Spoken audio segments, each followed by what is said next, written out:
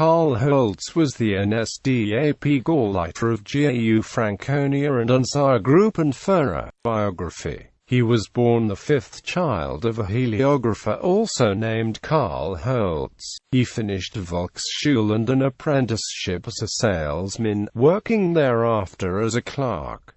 Between 1915 and 1918, Holz served in a number of units: Reserve Infantry Regiment 16, Infantry Regiment 144, Infantry Regiment 179, and Jaeger Battalion 24 on the Western Front. He sustained a number of wounds. He returned to Nuremberg in September 1919 and took a job as an official in Nuremberg. In 1920 he joined the German Socialist Party. Once its chairman Julius Streicher had gone over to the Nazis in 1922, the party was melded into the NSDAP. Holz officially joined the Nazis on the 11th of November 1922 and his membership number was 77.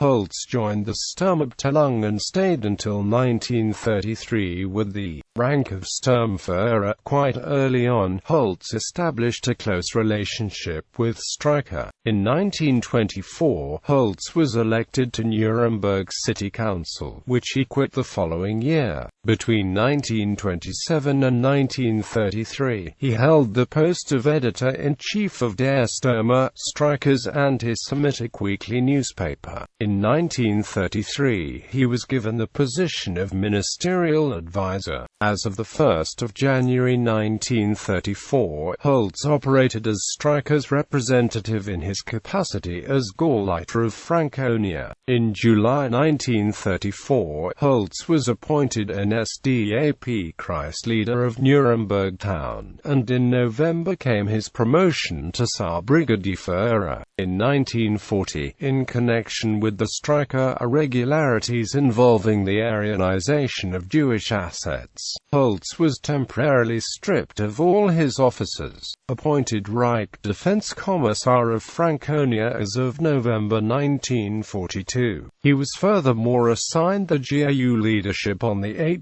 March 1943.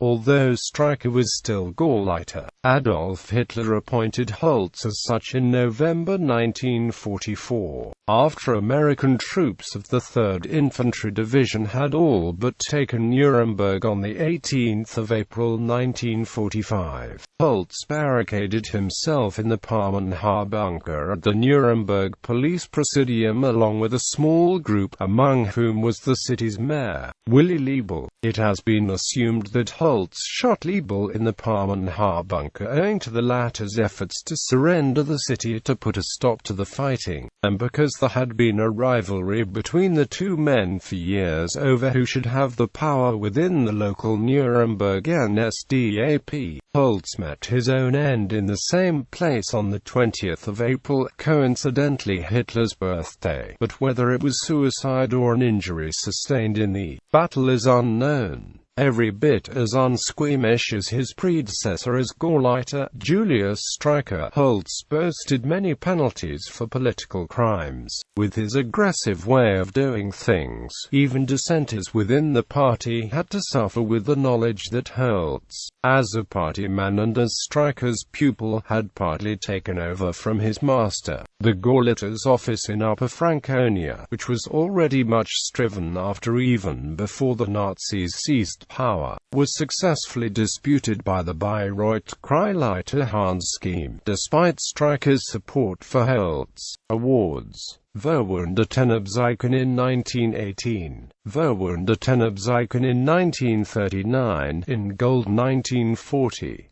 Iron Crossed Second Class in 1939.